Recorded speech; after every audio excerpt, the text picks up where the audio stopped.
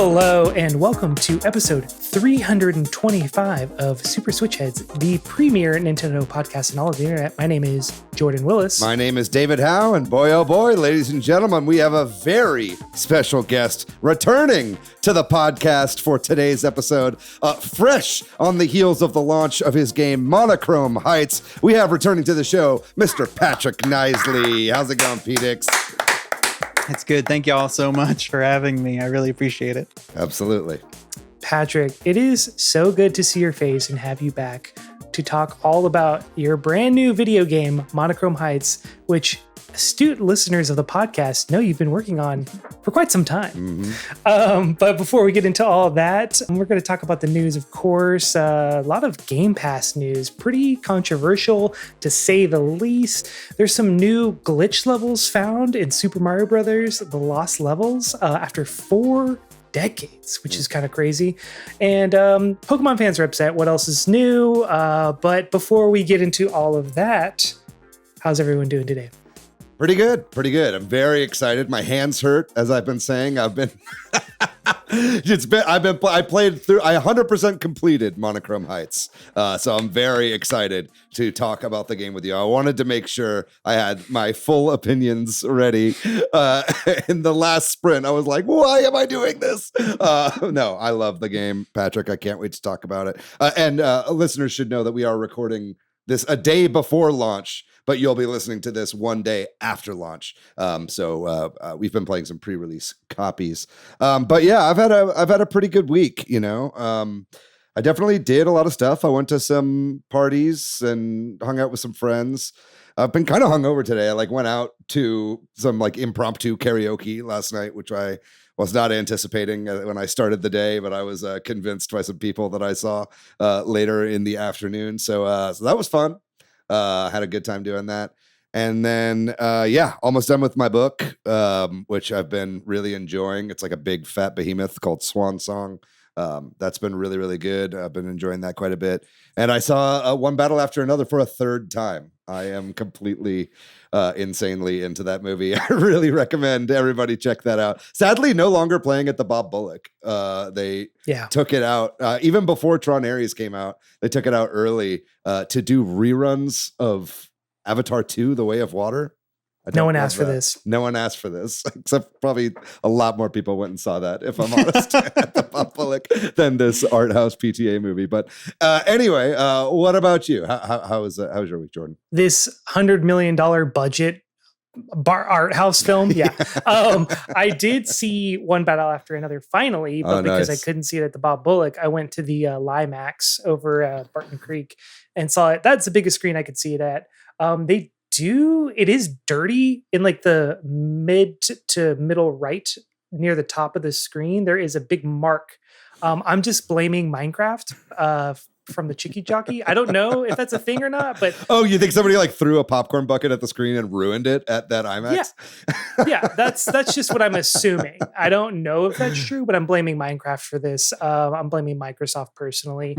And but what else did I do? I went and saw a comedian show, stand-up show. That's what they're called. Steph to Leave. Famous comedian. She's pretty funny. I had a good time. Sounds great. And then what else did I do?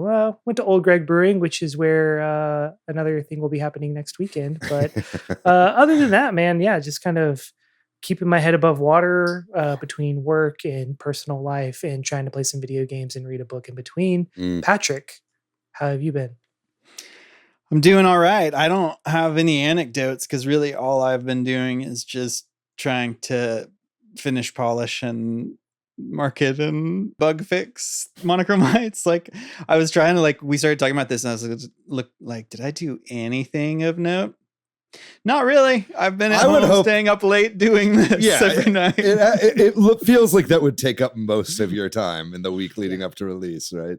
Yeah. There were definitely there were definitely a couple last minute bugs that I feel like I was spotting on my playthrough. So it was kind of satisfying to run into a bug and then screenshot it, send it to my phone, send it to you in Discord, and then you fix it in like 20 minutes. And then I like download an update from Steam. Like it was, I don't know, it was very satisfying. Kind of being a part of that. Yeah, the last minute sprint. Yeah.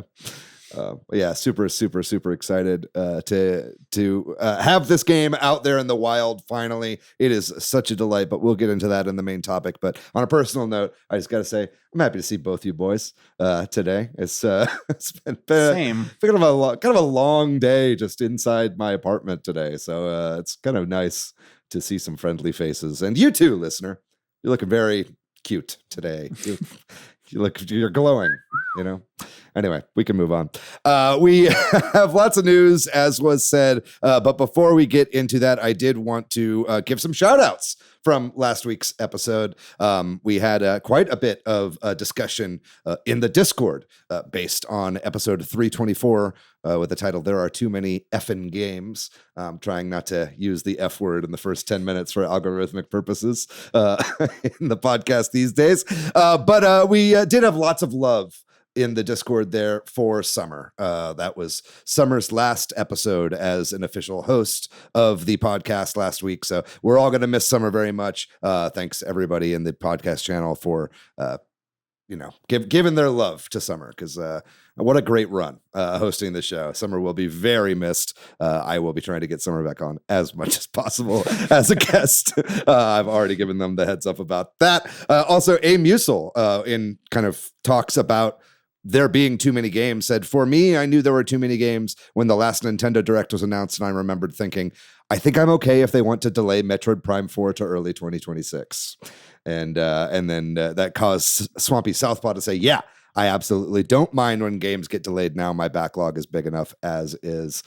I've got that problem where I get games, and then before I ever play them, I buy new games on Steam sales, and I end up having games with cobwebs on them that have never been played. But I think if there was a nuclear holocaust, and God forbid, and we only had what we had available to us at the current time, I think we would all be perfectly fine with all the games that currently exist. What do you guys think about that? If we have electricity. Yeah, and Steam still allows us to download the game. Don't get too in the weeds with the hypothetical here. But anyway, that's what the book I've been reading is about, so I'm sorry if that's on my mind. But anyway, I think that's going to do it for the shout-outs. If you would like to be shouted out on next week's episode, listener, please drop us a line in the comments of this YouTube video. That would be great. Or on our Discord, as we said before, we have a whole podcast channel there where you can engage with the show and join us in lots of different kinds of discussion. If you could share the show with a friend on social media or on Reddit, something like that, word of mouth does wonders for the show. And you can hit us up on social media as well, and we'll be sure to shout you out. Next episode, we'll have more about that at the end of the show. But I think with all that out of the way, let's move into the news. We have a nice little chunk of news here, and I think I wanted to start us off with some non-Nintendo news, but as a follow-up to some of the news about Microsoft that we had in last week's episode. And that's that in addition to all these hardware price increases, Xbox has now done what everyone feared would happen from day one and has raised the price pretty considerably for Game Pass, their monthly subscription. Game Pass Ultimate has now gone up in price to $29.99 a month. So that is the version, that is basically the standard Game Pass. Every other form of Game Pass kind of has features stripped out, I would say, from Game Pass Ultimate. $30 a month is quite a bit, and it really starts to become a value proposition because that's the price of one AAA game on sale, or you could say maybe half the price of a AAA game at full price in some instances. So what do you guys think about just this cavalcade of bad Microsoft news that's been coming out of Xbox over the last couple of weeks? I don't know, I just feel like this was coming, but also they have not proven that they can have a steady cadence of at least one AAA game that I would like to play a month. Mm-hmm. And now puts this in the category of I get it, cancel it, get it, cancel it, get it, cancel it over and over and over again. Mm-hmm. Like 30 is just too much. Like even 20, I was kind of like, but there was like the workarounds where I bought the $5 Xbox Live and then I converted it all to Game Pass. So I had Game Pass for like 3 years for like $180. But that is all gone. They're trying to close all the loopholes. I'm like, how much money are they truly hemorrhaging on everything at the company that they're so focused on making, like pinching pennies, it seems like, in the Xbox sphere? I don't know. Mm-hmm. Yeah, that last point I think is an interesting one. Like, what we know Microsoft as a whole is probably doing great. Like, why is somebody really just like Xbox needs to be really profitable, or was it super not profitable? I think it's Satya Nadella. I mean, I've heard a lot of kind of back and forthing on this, but I think it comes right from the top of Microsoft, and that is that they're kind of done selling things at a loss and trying to get things to make money for them down the line. I think that right now it's just, if they're not making profit on every sale of every item, then it's kind of not in their interest. I think it's just the current movement at Microsoft, but it doesn't really work for subscription services, I think. Yeah, I think that's what's interesting too, right? Like, once you create Game Pass, like, at what point can they just say, you know what, we're going to get rid of it? Like, because that to me seems like the better answer is like, just go back to selling games. And I know that maybe subscription services are here to stay on some level. Like, they probably won't ever fully go away, like, despite what we all might want. But I just like, how long? Yeah. If the reaction that everybody's having to this is truly the reaction most people are having, then it does kind of feel like this is the end of Xbox. Yeah. I mean, we did our episode on that a while ago, and I feel like more and more people are having that conversation more realistically now more than ever. And, I think that there's rumors right now that, the kind of bespoke Xbox handheld that Microsoft was developing in partnership with AMD has been canceled outright. Obviously we have that ROG Ally branded, the Xbox branded ROG Ally that's coming out for $1,000 for the top version, right? But apparently the rumors are that was canceled because AMD required that they make 10 million units of this handheld, and Microsoft was like, we don't think we can sell 10 million. And they're like, well, then you're not making the console. You know what I mean? So it's like, I just think that it's very, very likely that we will see, even though they said they're working on new hardware, I think any of that could change at pretty much any point. So I would not be surprised to see them exit the console race with the next generation of consoles. Some Discord server I'm in with a lot of like game devs, somebody said randomly that they called their local Costco and asked about Xbox deals, and they're like, "Oh, we don't have any plans to carry Xbox anymore." Yeah. And I mean, that's just one Costco. I don't know that that's every Costco, but it probably is a wider Is that a trend. Costco in Japan? Because I would think something. I don't know if Japan has Costco's. But it just is like one little data point that kind of was like, if retailers are starting to be like, it's not even worth us stocking this existing thing, like. Yeah, I mean, I was also reading, I think there's like a Bloomberg article kind of about it, but basically talking about putting Call of Duty onto Game Pass costs them potentially, I think, $300 million. And that 82% of the sales, like actual sales of the game, were on PlayStation. Right. So I think they see those numbers and they're like, we got to charge more for Game Pass. Like, I really think this is honestly, it's probably Call of Duty's fault. Someone at the leadership of Microsoft saw that and was like, absolutely not. And you got to figure it out. And the answer was raise the price. Yeah. I think that we'll see like a major shift in video games over the next like couple decades, and it'll all be able to be traced back to Microsoft's buyout of Activision. I think that it has been horrendous for the industry overall. And so whenever I hear stuff about this giant buyout of EA, it's like, okay, here we go. Like it's the track is set, where it takes us, surely is not a favorable destination. There are a couple other little things to talk about here with this Xbox Game Pass news. And, one of them is that for now, it seems like GameStop and other retailers are still keeping the old price of $20 a month for the actual Game Pass cards that you can buy in retail. I'm sure once they sell through those, that is likely to change. I know a lot of users are getting really upset because now with this price increase, also, Microsoft has started putting Game Pass ads full screen on your Xbox whenever you boot it up. So you can't even avoid it. You're getting advertisements for it, even if you're not subscribed. So that's kind of annoying. And it does seem that a lot of the Game Pass discounts on games and DLC have gone away. I know PlayStation also does that with PlayStation Plus, right? You get extra discounts on games if you're subscribed to the service. So I guess that has gone away. Is that correct, Jordan? Yeah. Yeah. So they're really pinching pennies over there at Microsoft. It kind of seems like a fire sale, but instead of dropping the prices of everything, they're just making them all incredibly expensive. So we're in a topsy-turvy world. Rest in peace in advance, Microsoft. Microsoft will be fine, but I think the Xbox brand is not long for this world. Anyway, we're going to move on to the next bit of news, and that is that Mario Galaxy 1 and 2 have released for the Switch and Switch 2. There are bespoke Switch 2 versions as well that you can download on the system.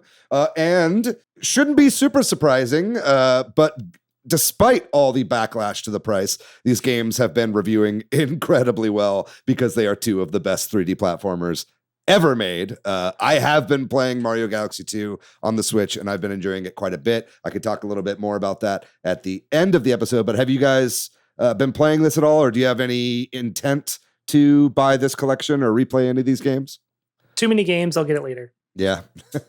Yeah, I've been really focused on other things and playing other games when I do have time, but I'm interested in 2 since it's not otherwise available on the Switch. I don't see myself picking up the first one because I played it on the 3D All-Stars, and I know this one probably looks better, and I don't know if there's anything other than visuals, but I'm interested in picking up 2 at some point. Yeah, I mean, there's a little bit of extra things. It definitely is more of a full-on remaster than a port, and I think that Nintendo's been kind of burying the lead on that. It's so confusing what they decide is a remaster and not, Metroid Prime obviously was a $40 game that had a huge overhaul. These are also $40 each if you buy them separately, and they are overhauled. I mean, the textures are better considerably. It's not just upscaling, right? They have it running at 4K 60, but it's improved texture quality. There's new content for the book in Mario Galaxy 1, and they added an entire new book into Mario Galaxy 2 as well. They kind of buried the lead on that.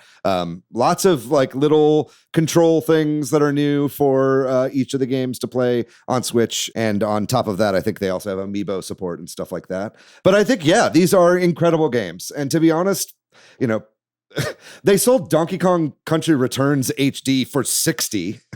So $40 for one of the best games of all time, when you look at it in that light, is not that big of a deal. It's just confusing what they value these games at. But yeah, we'll talk a little bit more about this at the end of the show and some of my experience with it. But I did want to also quickly say about Mario Galaxy and Mario Galaxy 2 ports is that the credits have come out, and it shows in the credits that it seems like these ports were mostly made by members of Nintendo Software Technology, which is in Redmond, Washington. So that's the American team. Hell yeah. Yeah. So a lot of fans of the show will probably remember that they also co-developed quite a bit of Bowser's Fury and the Super Mario 3D World re-release for the Switch as well. So I think that that's just kind of now where Nintendo has them in the Mario franchise specifically, is ports. I kind of assumed that this would be NERD, the European sect of Nintendo. I think that's great because obviously they did really, really good work on Bowser's Fury from before, and that probably means that the 3D Mario team is hard at work on an actual new 3D Mario game. You guys think we'll be getting a Mario Galaxy 3 tie-in with the movie? No, but I do think we're going to get a 3D Mario game next year, probably later in the year, a la like when they did the Super Mario Brothers movie, and then we got Super Mario Wonder later in the year. I think we're going to have a similar cadence next year. That's just my guess. What about you, Patrick? I agree. I think it's the fact that they didn't do it with the first one makes me feel like, also it's probably impossibly hard to line up things like that. Yeah. Movie schedules and game development timelines and whatever. And I'll play Galaxy 3 if they make that, but I really do hope that it's new 3D Mario at this point. Think about it like a current gen Mario Galaxy game. You've played Mario Galaxy games, right, Patrick? Yeah. Oh man, I would be so giddy. Mario Galaxy 2 is my favorite 3D Mario game, like full stop. Okay. So I would be beyond excited for something like that, but we'll have to see. I agree with you, Jordan. I think we'll be getting a new 3D Mario next year, regardless. Moving on, we got some more Mario news, and that is that there has been new minus world levels, like glitched out levels, found in Super Mario Brothers 2, also known as The Lost Levels, because obviously, as everyone knows, Super Mario USA was the Super Mario 2 released here in the States, and Japan had its own incredibly hard sequel to the original Super Mario Bros. This is a little confusing. I don't know all the ins and outs. Jordan, are you able to explain some of this for our listeners here? Oh man, a little bit. Because I was watching the video and was like, this is so over my head, dude. Yeah. But apparently, there's Cosmic is the streamer that has kind of put it together, but I'm sure it's a community effort at this point. But basically, the Minus World is just kind of you perform a series of glitches that end up creating new levels. And it is able to be replicated. And that's like the key thing with these is like, they're not just glitch levels that happen when you mess around too much. It's like you can do a series of steps to kind of get these levels pretty continuously.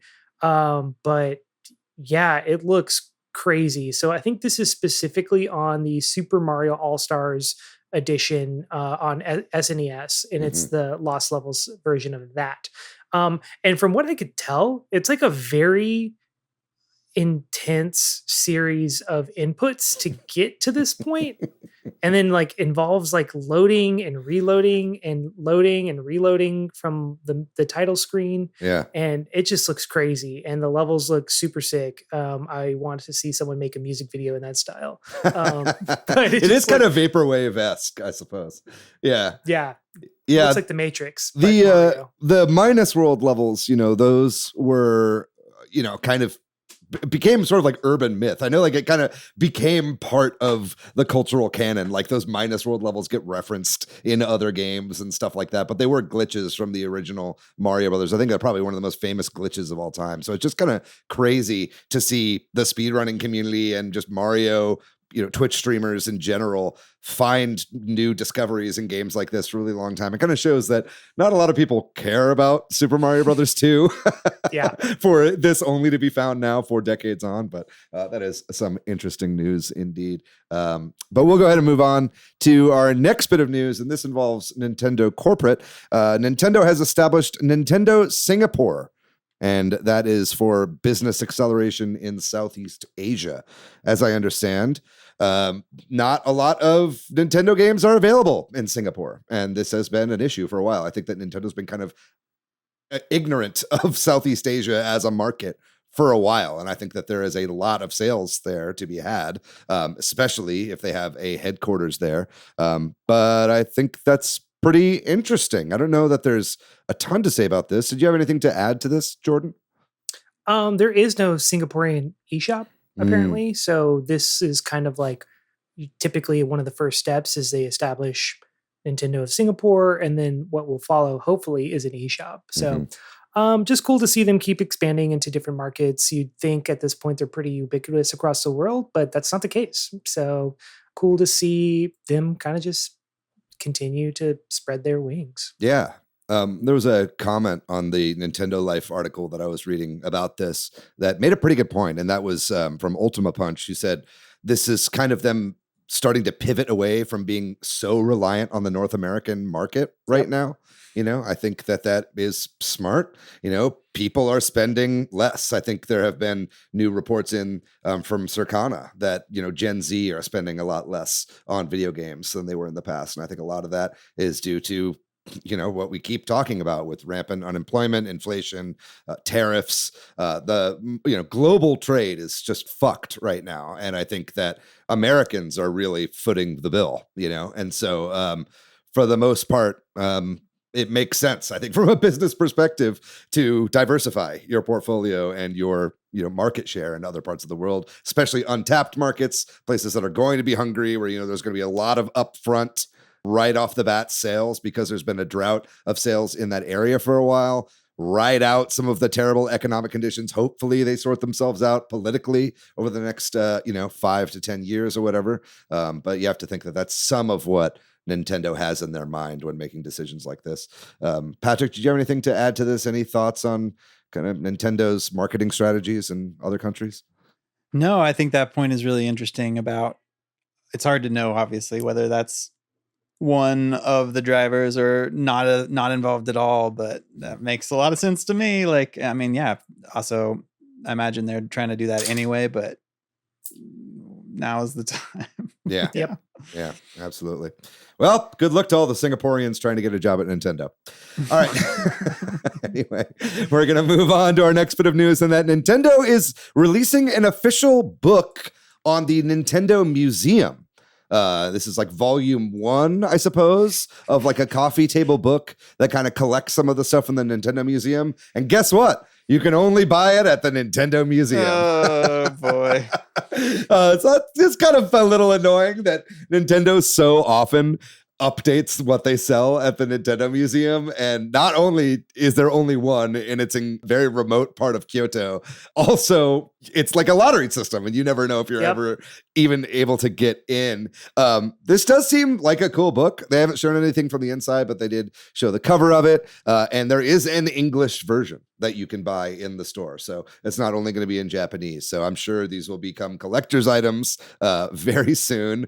Sadly, you just got your big haul from the Nintendo Museum, Jordan. And this was not a month. I know. I saw all the new stuff that they came out with after I went, and I was so gutted because it all looks so cool. But you guys have any thoughts on this Nintendo Museum book? Are you going to try to track one down on eBay eventually? I'm going to, Chewy, if you're listening, please go back to the Nintendo Museum and get me a copy of this. Yeah. No, I'm kind of surprised. This thing is only, it's like 1650 yen, which is like $11. Yeah. So that leads me to wonder, is this just small, like very small? Also, volume 1 implies mini volumes. So I'm wondering, like, what's going to be in this? Is it going to cover a certain section of history? Is it going to cover like a certain section of franchises? Like, what's going to actually be within the book? I mean, the cover is it's Super Mario Brothers, the original, and it's 40th anniversary specifically coded as well. Yeah, so I'm like, is this going to be all Mario? Is it going to be just that era? I don't know. I'm kind of curious to see what they do with this and how many of these they end up eventually kind of rolling out over time. I mean, they could probably do these ad infinitum, like just as many as they would like to do. But yes, I want a freaking copy of this. Yeah, I want a copy too. Buy 2. Yeah, I bet you it'll be limited too. Well, like, also Japan Air or whatever, the mail carrier like out of Japan is like, oh, we're not like shipping to the US anymore. So it's gonna be a lot harder to get stuff out of Japan with all the import tariffs right now as well, which is terrible. But what do you think? Well, yeah, to talking about it being volume 1, it's not just that it's volume 1, it's volume 01 is how they've numbered it on the cover, which implies that there will be at least 10 of these, or at least maybe they want to leave room for that. And as many as 99. So. Finally, we get Nintendo Museum Guidebook 99, the battle royale we've all been waiting for free for NSO subscribers. Let's go ahead and move on, though, to our next bit of news. And this involves Pokemon TCG Pocket, the very popular Pokemon trading card game that you can play on mobile devices. And I'm going to pass this one to you, Jordan, because this game has kind of left my mind. I'm not really playing it on the reg anymore, but it seems like there's been a new update that has been dividing fans. Could you explain a little bit for us?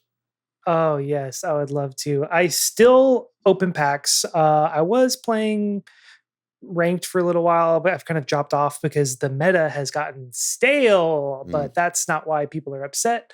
There's a new pack called the Deluxe Pack EX, and people are upset for a couple of reasons, really. So, like, previously, whenever a new set comes out, those packs are available forever. You can open those packs or whatever, and you build up pack points, and you can get different cards from there.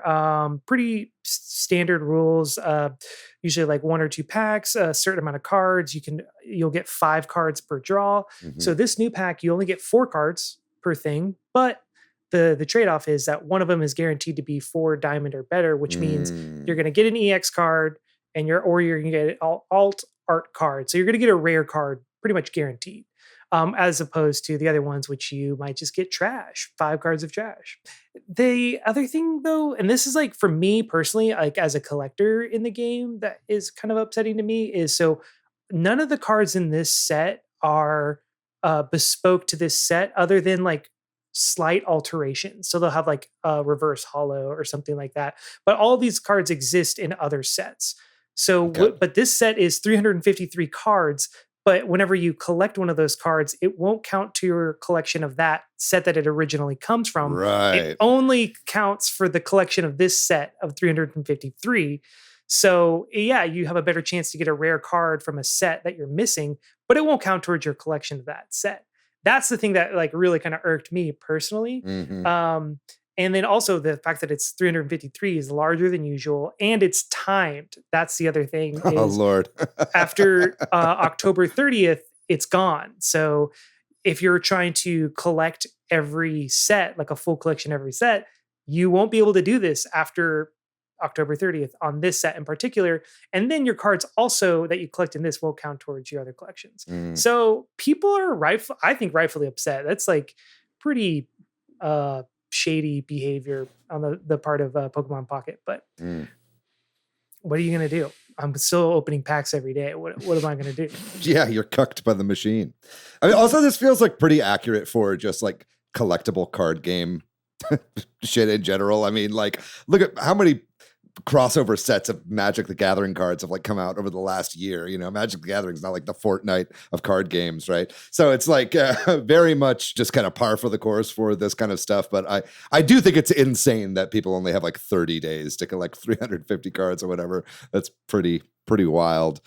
It's just they want people to spend that money. Like that's the only way to really collect this entire set. And I'm like, that's why people are pissed. And it is feeding off of people with that completionist bug, I suppose. But just you gotta stuff that shit down if you're playing mobile games, man, because that'll just break your bank. Just, you know, save that for like games that have a single price and not microtransactions, because you will drive yourself crazy. I'm just trying to stop a whale from becoming a whale. Anyway, we'll move on to our next bit of news. Thank you for that, Jordan.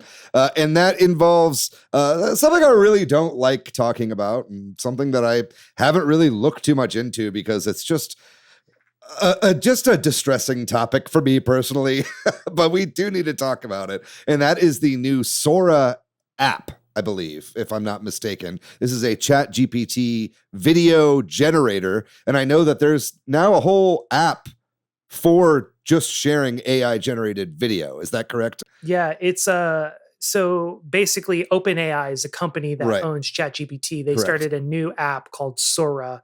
And it is like the Sora, I think it's Model 2. So with Model 2, they launched a bespoke app that you can AI generate videos and then share them like a social media platform. Right. So if you didn't get enough slop on the other platforms, you have one that's just slop only, right? So good for you if you're into that sort of thing, I suppose, little piggies. But people have noticed that the app is just completely chock full of Pokemon and Nintendo generated stuff, right? So, you know, that includes, you know, Pikachu as a soldier in Saving Private Ryan, or like Mario and Luigi on the Millennium Falcon, and all this just like copyright infringement going crazy. I think that people are obviously taking note. I think OpenAI themselves are like, please don't sue us, Nintendo, ooh, or whatever, which is insane for them to even say that. But yeah, we're seeing this out right now. There has been a lot of news reports out that Nintendo is pushing the Japanese government to look into this a little bit, or to have further restrictions on AI generated content. That ended up being debunked. I think that was a Japanese politician who made a post on Twitter about that, and that was kind of misinformation and a little bit misconstrued. But you bet your bottom dollar that Nintendo is paying attention to this and is pissed off. We've been seeing from other people, I think Universal had a big lawsuit against OpenAI. I would imagine that Nintendo will as well, especially that Nintendo is in bed creatively, IP wise, with Universal. You know, I'm sure they'll get lots of tips and tricks there. And, you know, with the new president of Nintendo of America coming from the legal department, I can also see Nintendo of America themselves getting into this fight, especially since OpenAI is an American company, in trying to actually lead the charge on IP law. I'm no fan of intellectual property law in general, copyright law.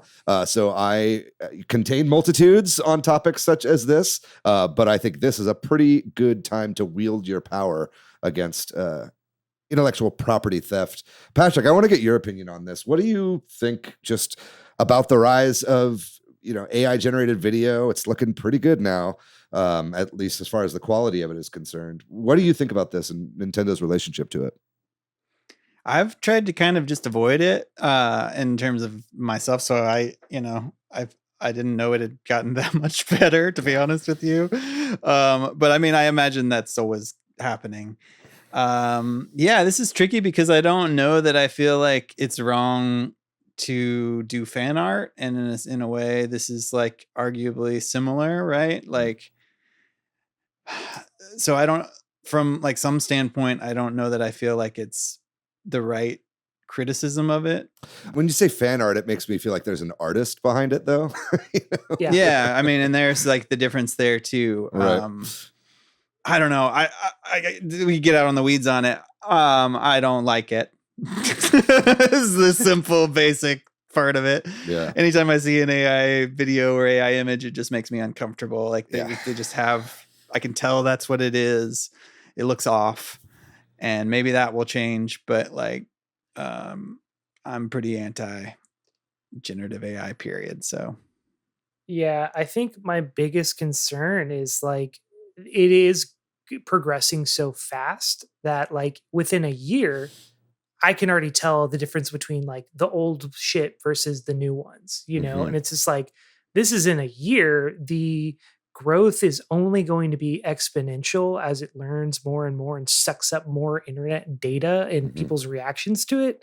Yeah, it's not good. And I don't even care about that they're infringing IP, to be honest. I don't really give a shit because like these corporations are still making money. So who really cares? Boo-hoo. But I think it's really going to be concerning when, right now it's making Saving Private Ryan Pikachu, and then the next time it's like a foreign government making fake generated videos and distributing it to everybody, and it's just gonna in a way that's gonna cause mass destruction of some sort. I mean, like, you know what I mean? That's like, not even like the next thing that's going to happen. That is happening. I think that's something else that I think just irks me about all of this is that, AI video generation has been fully embraced by this current administration, and it's like been used for political purposes, both to call real videos AI when it's not convenient when things get out. That has been used already by the Trump administration.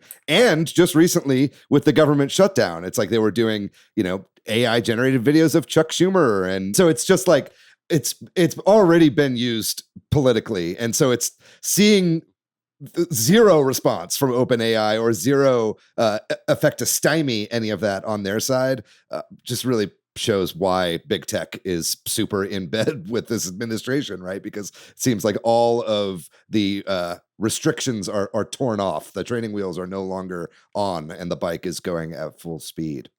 I think there's just like an inability, or purposefully, I don't know. I think there's just an inability for, and we've seen this before, of just like laws to keep up with technology.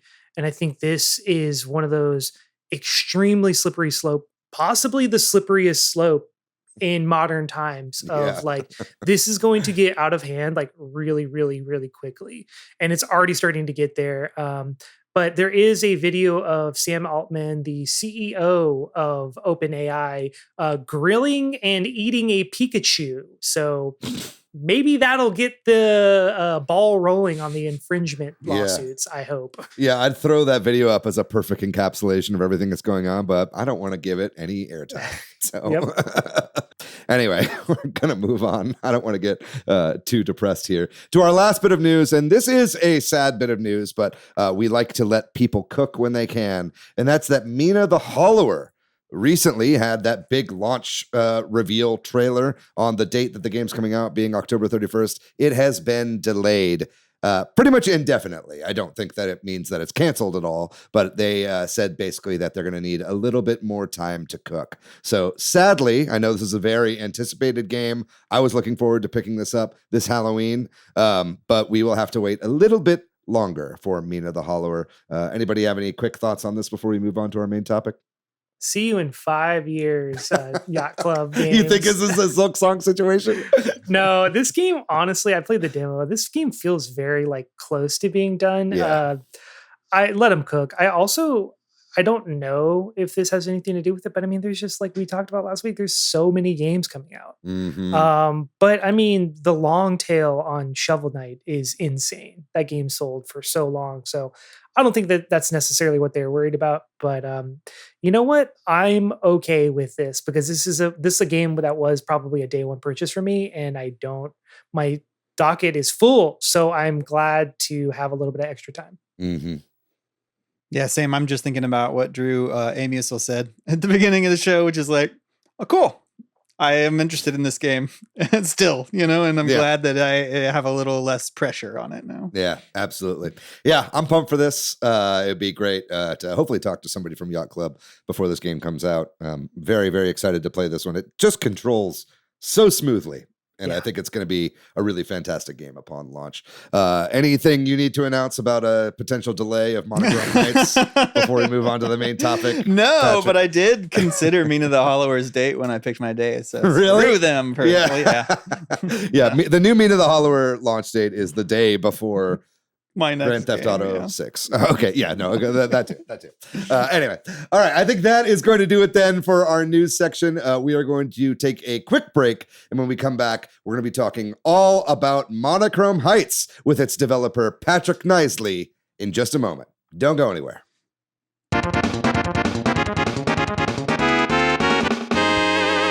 And we are back with P-Dix himself, Patrick Knisely, to talk all about the launch and release of his much anticipated game, Monochrome Heights. It is such an honor to have you back on the show, Patrick. Very, very excited to talk about some of the process of this game. Fans of the show will know that we've had you on before to talk about some of your dev journey. That was a couple years ago now when we actually discussed where you were at with the production of the game. But now that the game is out, I'm just interested to hear some of your process and what it's been like to finish this game up. And maybe we can just also talk about the game in general now that both Jordan and I have played it to completion. But maybe we can start with you, Patrick. For people that might not be aware, maybe you can explain a little bit about your game dev journey and also about what Monochrome Heights is, why they should be excited to play it, and some of that to introduce us. Yeah, sure. Thanks. Honestly, thank you real quickly to you two. Like, y'all have been really instrumental in helping me in this game in similar and different ways. And also just like thanks to the Switch Headz community at large. Like I could have done this without that support, but like it would have been a lot harder. And just knowing that at least there are a handful of people out there that like are interested and supportive has been like really helpful. So yeah, to start with what you suggested, just a little bit about me and how I got here. So I used to be one of the hosts on this podcast, and I think there are a couple different threads we could trace to where I got to making games. One would be, as a kid, like many kids playing games. I have memories, especially in like early middle school, with one friend of mine in particular. We designed games and drew things, and came up with ideas that I actually still think about from time to time. And then I think, another thread would be that when my son was going to be born, I went back to school and did online classes for programming. And because I felt like I needed a new job if I was going to have a kid, and I thought I should get into software engineering. And that didn't really pan out, but during that time I kind of was like, well, what if I use some of these skills I've acquired to make games? And I came up with ideas for games and kind of explored that a little bit. but didn't end up doing anything with any of that really. And then when we were doing this podcast, I started to kind of think about it again. And we went to PAX South, RIP, in 2020. And I was thinking about writing for video games around that time, because I think I went to a panel where there were several video game writers. And I always consider myself a writer. And I was like, well, that's interesting. You can do that, right? It's obviously a competitive job, especially now.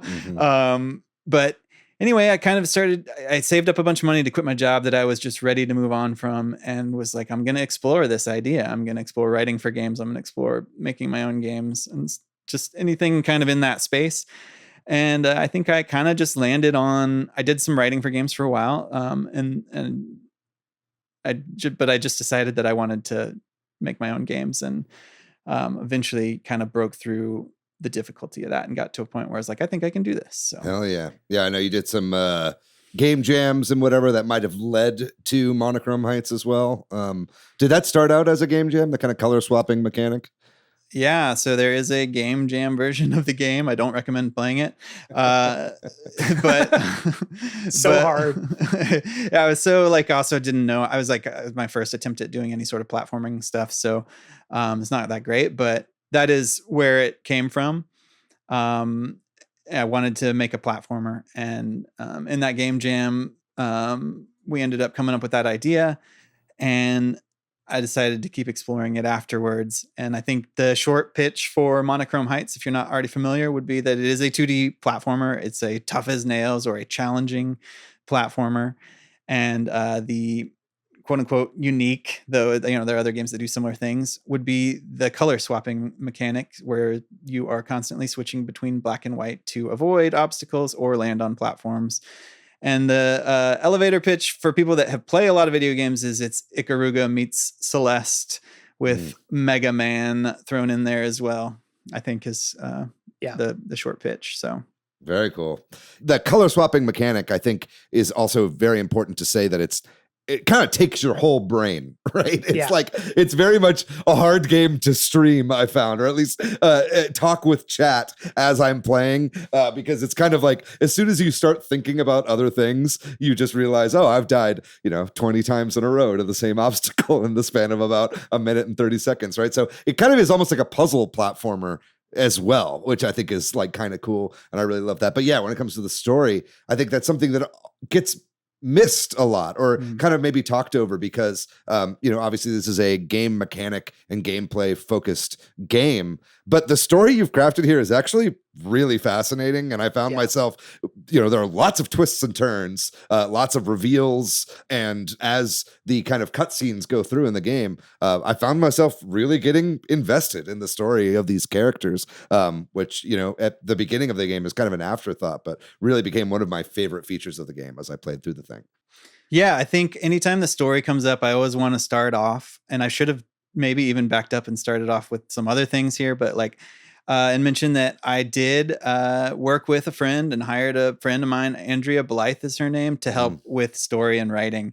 I consider myself a writer, and I could have done this all by myself, but man, isn't it always easier when you have somebody to bounce ideas off of and edit your work? And she, helped me come up with crafting this in the way it is and made my writing better, and so on and so forth. We worked back and forth on all this. So credit to Andrea. And I guess backing up, thanking the Switch Headz, there's been multiple Switch Headz that have helped out on this game.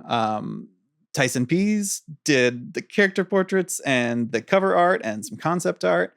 And Jeff Fillion, who's been on the podcast a couple times, did background art and stuff. So a lot of those backgrounds are really cool, especially in the cutscenes.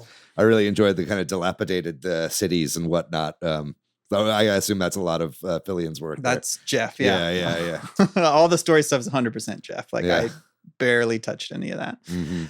So yeah, I think it really adds to the world you're building as well. It's slightly dystopian, but not unoptimistic. It's not a pessimistic game, which I think I really appreciated, because we, as we have talked about previously in this episode and other podcast episodes, it's just we're living in somewhat pessimistic times. So it is nice to have a sort of optimism in a almost bleak world. And I like how bright the game is, and it kind of like communicates that idea visually as well as through the story. Mm-hmm. Yeah, I think it is kind of it's like I don't want to talk a lot about the later parts of the story because, like David said, there is reveal and stuff, so it's tricky sometimes talking about it in a non-spoiler way. But I'm trying to be very general. Yeah, the game's been out for one day. Let's not spoil the entire story. But I think one of the things that I intentionally, and I think is a contrast, is that there is the modern day in the game, and then a lot of the story is told through flashbacks. And a lot of the modern day we're experiencing in this tower with phase bots all around. And the phase bots are kind of the bright, cheery, naive comedic relief and worker stuff bees, like that. kind of. Yes, they're the worker bees. Yeah. And so I think some of the positivity and humor and stuff comes more there than the other part. So yeah, but even then, I think, and this is not to spoil any of the story, but you do see even from those characters, because something that I found is there's like a fuck ton of dialogue in this game. Yeah. Like so many of these phase bots are littered all throughout all of these levels. You don't have to talk to any of them. But if you want to, you can talk to all of them. And they all have unique things to say. And you do see as the game progresses sort of a change and a bit of a shift in the way that these phase bots kind of view authority, right? In some interesting ways. And that's all I'll say as a tease to some of the story stuff. But I found that to be fascinating. And that must have been so much work to write all those little NPC. What are those called? Barks? Barks, yeah. Whenever an NPC has a line of dialogue. And I will say, I mean, Andrea did help write some barks and edit a lot of them, but I did actually write most of the phase bot barks in particular. And yeah, I think there are roughly 10 on every regular level and then 20 on the others. So and how many levels are we talking total in this game? It's confusing because there's 10 on some, there's 5 on some, but whatever. There's about 47 levels. I could do the math, but it's somewhere in that range. Right. And that's close to maybe 500 bots. Yeah, exactly. But I mean, that's a lot of content. Like, I think I posted my like completion screen to you, Patrick, and I think that at the end of everything, I was looking at about what was it? It was like 17 and a half hours for me to 100% complete this game, which is quite a bit of content. Like, I honestly, when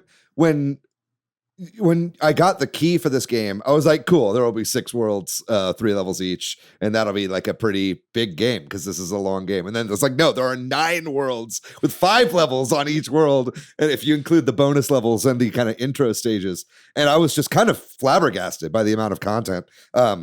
And not in a bad way, not in like oh man, this is like too much game, I wish games were shorter kind of way. Like when it's a level-based game like this, it's so easy to just like pick up and play a little bit. And this is a perfect second screen game. I've had so much fun putting podcasts or TV shows on or whatever and playing this game on the couch on my Steam Deck. That's been probably my preferred way to play this game. I've been really enjoying that. I was kind of not expecting this many levels in the game, if I'm honest. Can you talk a little bit about some of your approach to that, why you have so many levels in this game, and maybe like how you go about designing some of these stages? Yeah, so it just evolved into 9. There were, like any iterative process, there was a lot of changes, and I kept trying to decide how many, I call them zones in the game, so I might say that, but they are worlds, whatever you want to call it. Right. It doesn't matter. But you should call them zones. That's what they're called. But I had a hard time because I feel like I would get to a stage and be like, okay, there will be 7 zones. And then I would be like, but we really want to include this other story beat. So what if I rework it? And I spent a lot of time, and I think interesting. Sometimes it would be like, or I have these mechanics. And so if we have, I approached it in a very mathematical way to the point that probably nobody would ever pick up on. But I could point it out in that like how things come back is very mathematical. It wasn't vibes, it was math. And then I sometimes moved things around to fit into the math based on vibes, but like and when you say that, you mean like it has, you have like 3 mechanics that are introduced in this world, and then world 7 will combine mechanics from worlds X and Y or whatever. Is that what you mean when you yeah, mean correct. mathematic? So this might be hard to like explain almost, but like Zone 2 introduces the 3 sort of common hazards, and they're spikes, saws, and lasers, and those exist everywhere, right?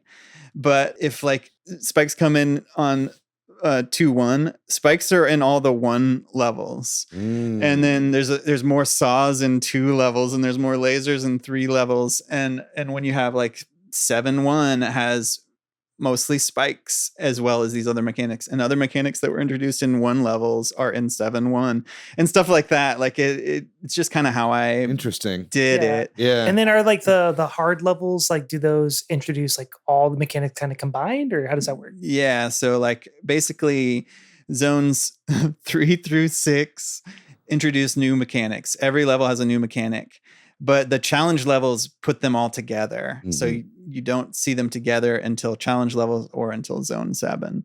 Right. Yeah.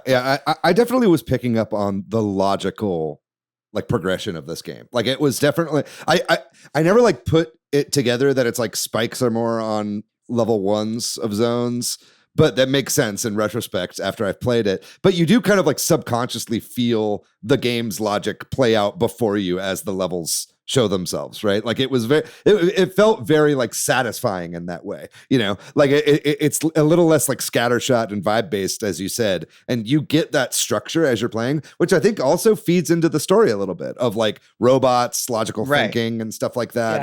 And it just makes the game very satisfying to like checklist, you know what I mean? Because in addition to just completing the levels, you also have collectibles on every stage, being the kind of Kong letters of this game, being the happy coins and the cherries. And then, obviously getting all the happy coins unlocks challenge levels. But it was a very satisfying feedback loop for me as a longtime platformer fan. I feel like too it helps too when like it helps me enter a flow state when I was playing this game. Is because as you're like going through it, you're slowly kind of picking up on it, whether consciously or subconsciously. For me, subconscious. I don't think about things that hard. Jordan's not a big thinker in general, really. I'm not a big thinker. Okay, I don't really have a brain, so to speak. But I'm just like, for me, I was just kind of like I could feel the shift as I was going through it. And I was like, why does this game feel so naturally, like the progression, why does it feel so natural? And it's because of all the thinking you did for me. Thank you, Patrick. Yeah. And I think like at some point I realized, to have consistency, and that's where I had to kind of do a lot of iteration and go back to early levels and make them consistent of having the same amount of checkpoints. Like, I don't think that in every platformer, that you play, every level has 4 checkpoints. And I don't know that every game should, but it kind of became a way for me to like you said, like there's robots. So I'm using math and zeros and ones a lot because of black and white and sort of like, it's very binary game. Yeah. I even got really into my head about it at one point and was like, every checkpoint has to alternate black and white, and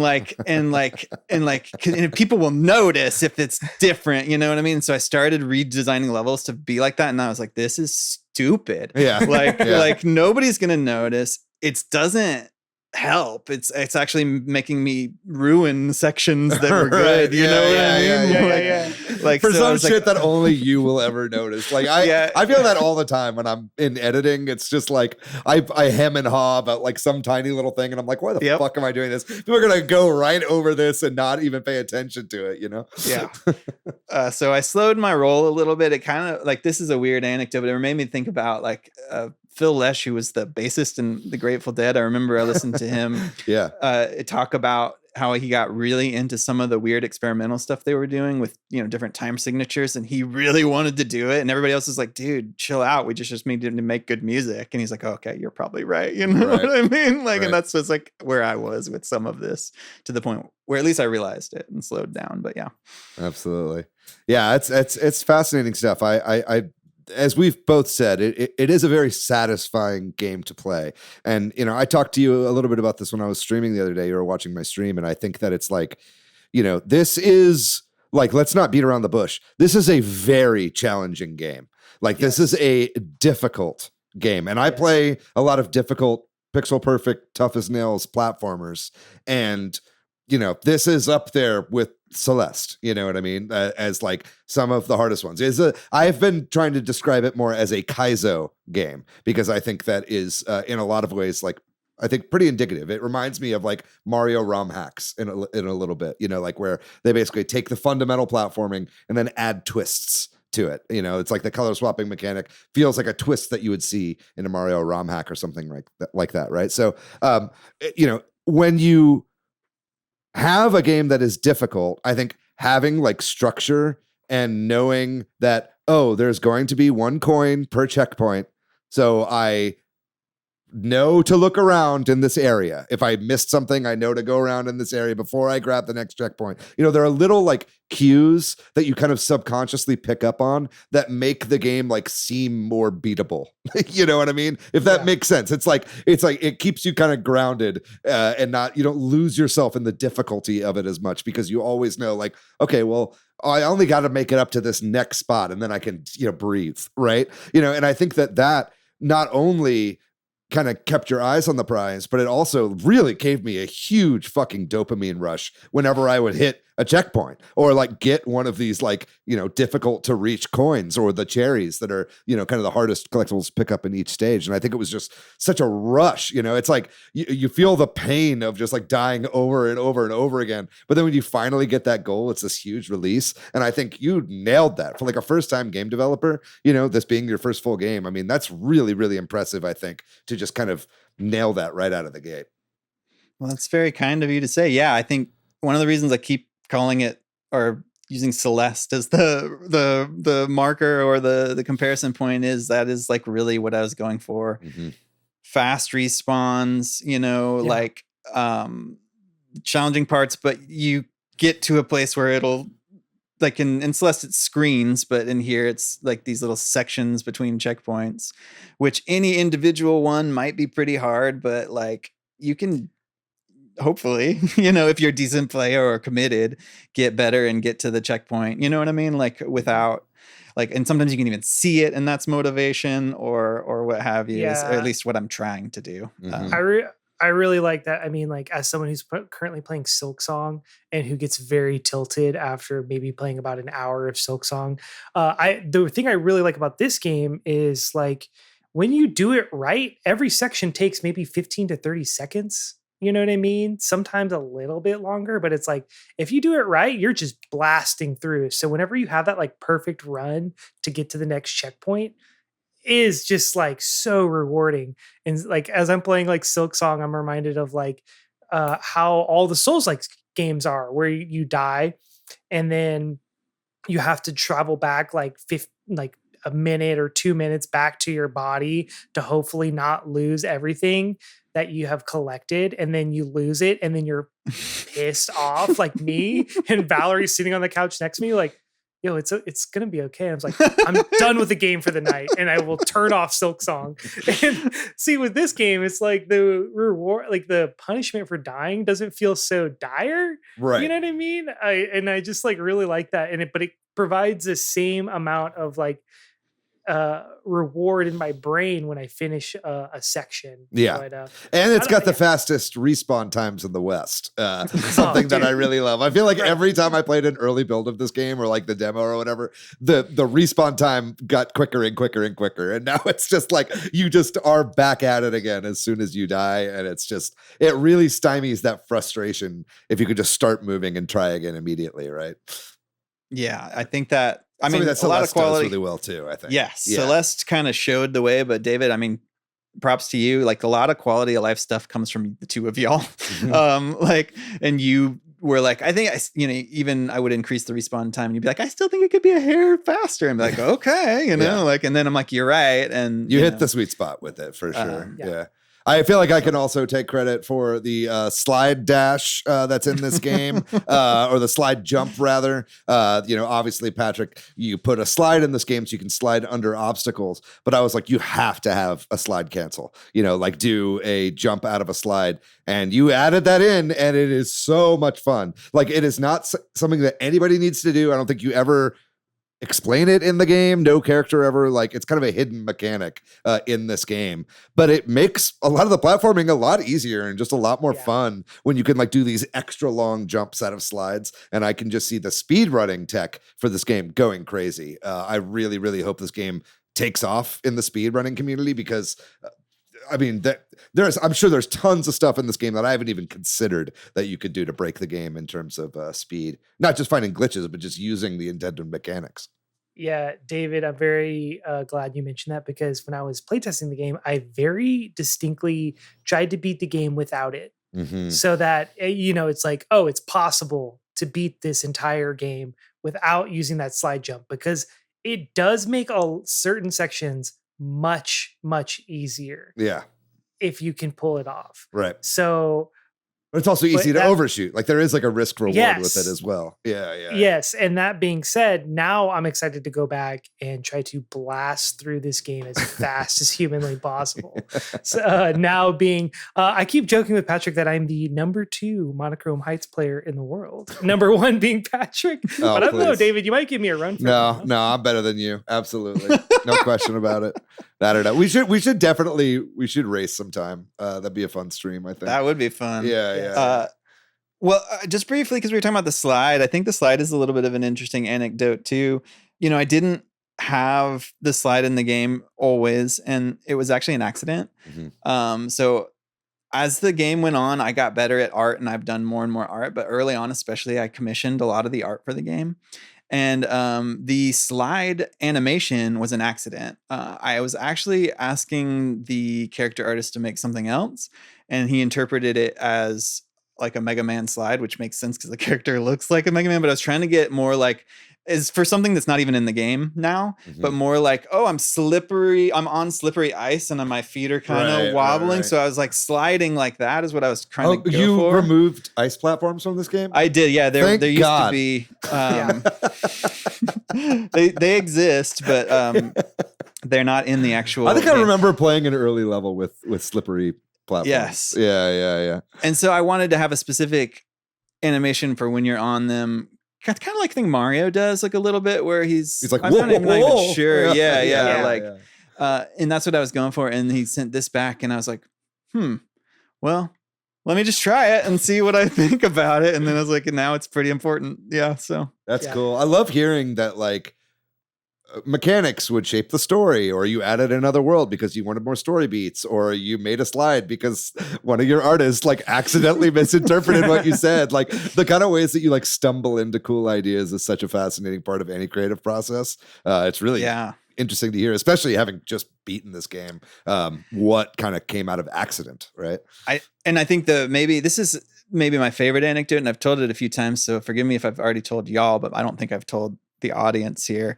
And that is that the whole universe that this takes place in is a universe that I've been thinking about in my head for like at this point 10 and a half years. And it all spawned from paper robots that hung in my son's nursery. So like when my son was being, not even born yet, my family threw a baby shower, and we had it sci-fi themed because my wife and I like sci-fi, and we were going to make his stuff all sci-fi. And so they made these little paper, we're nerds. They made these little paper robots on a string, right? 5 of them. And they hung, after the party, we kept them and we hung them up in his room when he was a newborn. And my son did not sleep for the first 3.5 years of his life. But in those very early days, I remember I kind of became the night person.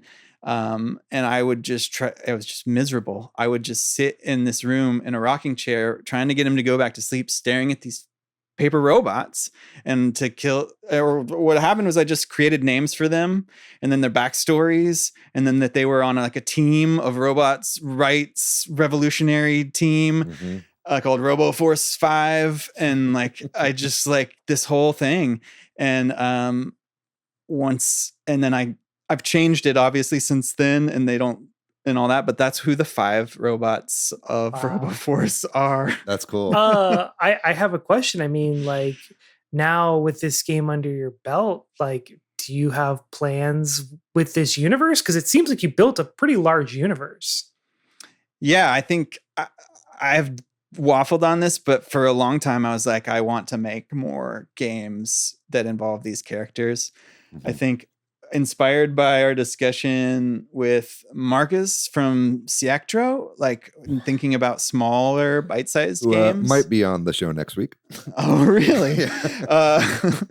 Well, I remember one of my ideas was, and still is, but I've got a lot of ideas now, but to take all the characters and make little mini prototype games with them as just sort of little side stories and stuff for all the robots that aren't happy, Yeah.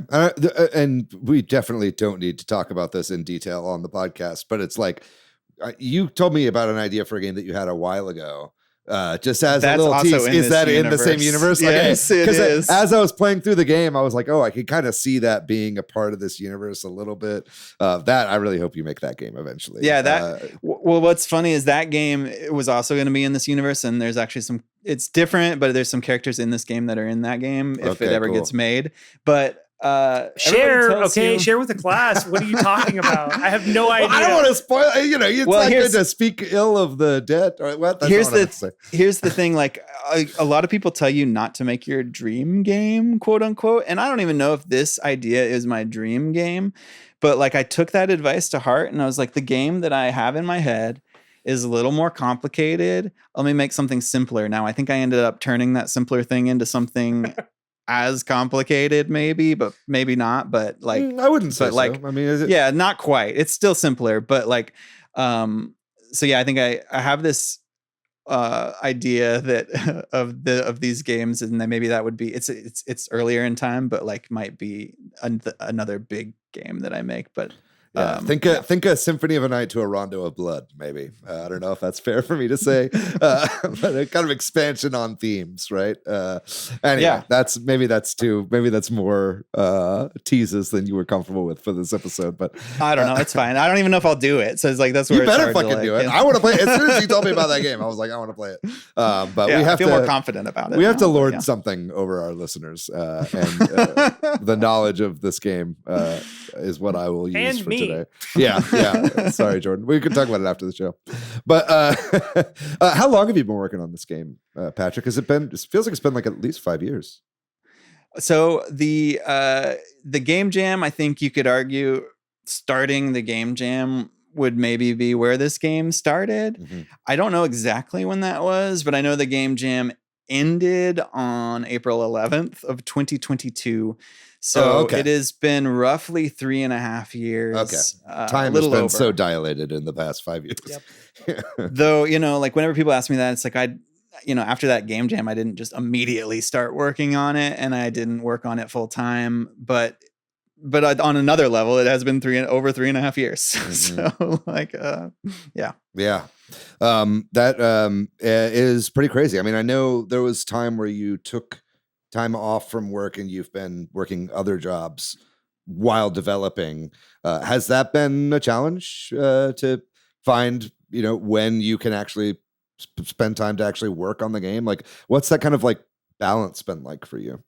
Yeah, I think there were times when I full-time was working on it. There were times when I was trying to do freelance writing and things and work on it.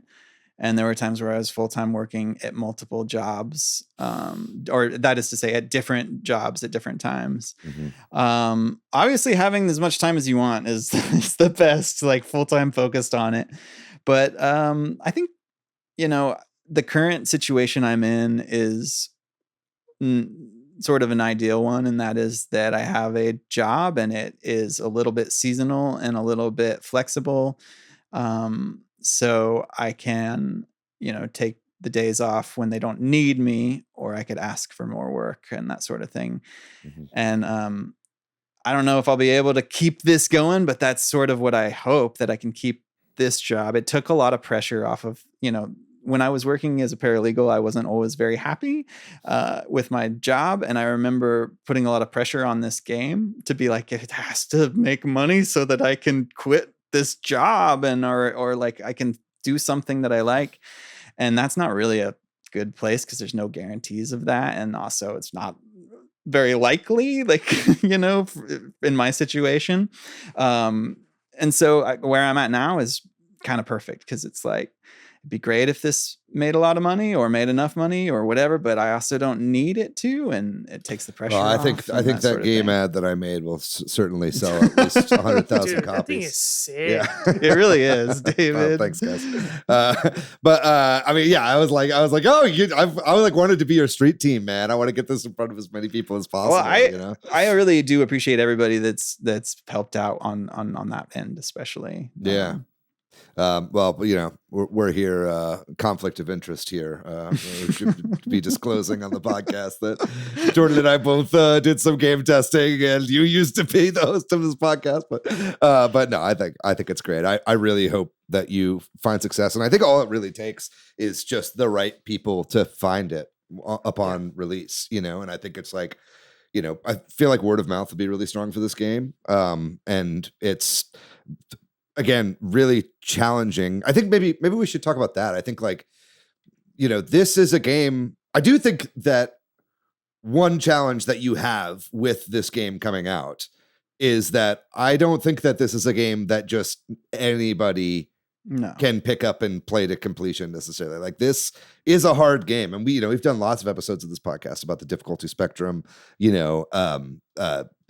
Souls games are like infamous for not having difficulty sliders or anything like that, right? Like, what was kind of your thinking in making a game that is very niche to a certain genre of people that crave difficulty like that?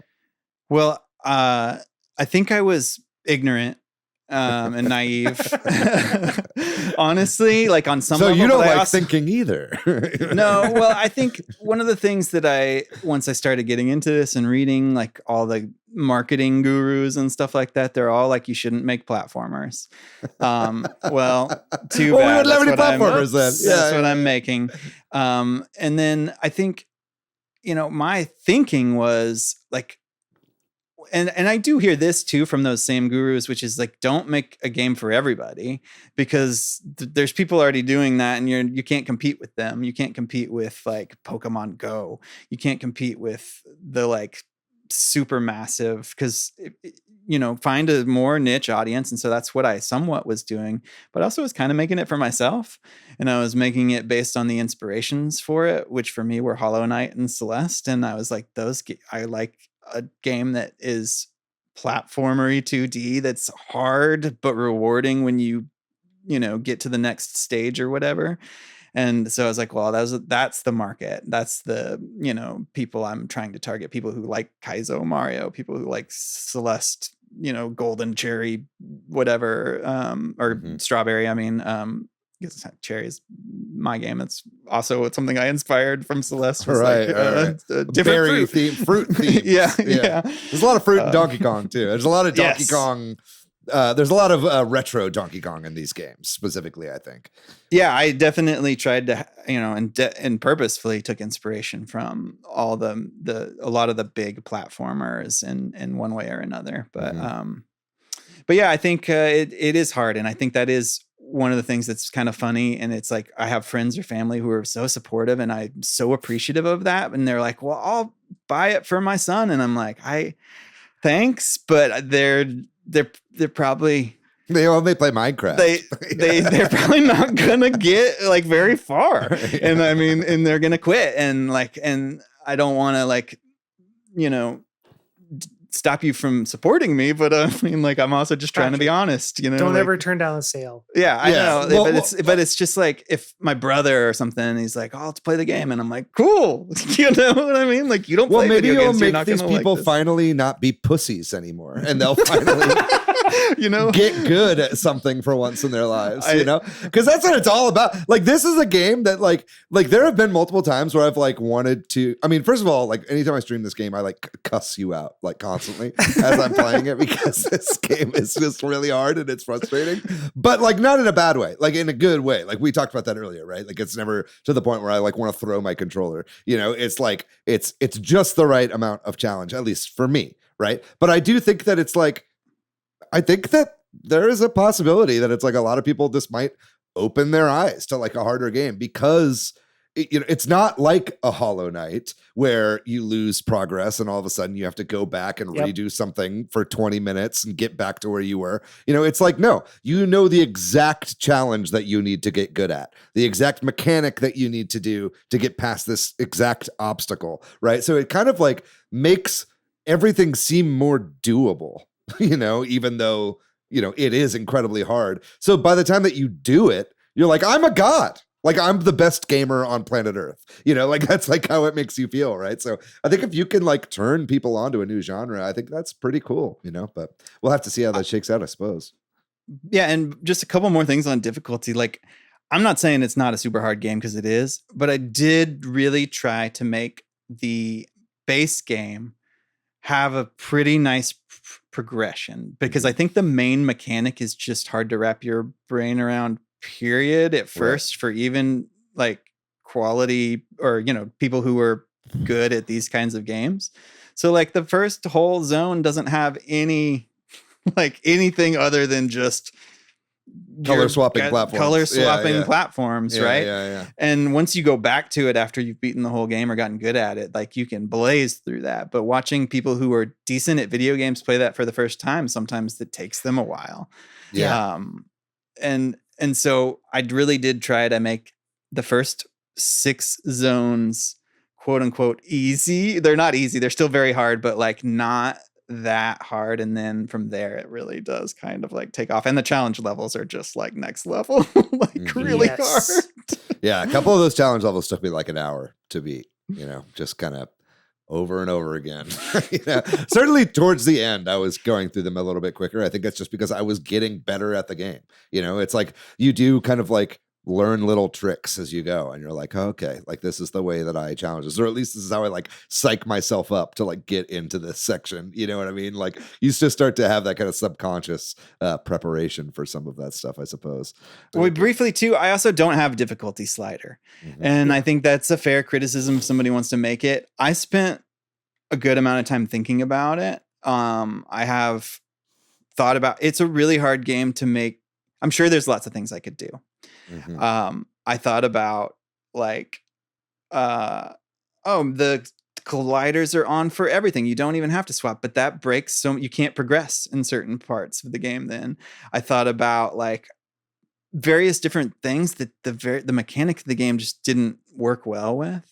I think there are things I could do, like make your own checkpoints and things like that. But I ultimately, at least for now, there's just not one. And if this game got enough of an audience where people demanded it, I'd consider it. But like, I don't know. I've also, on the whole difficulty debate, I've also kind of come to the conclusion that there are a million video games. And if you're not having fun playing one, to try something else. Like, don't refund it on Steam, but go play something else.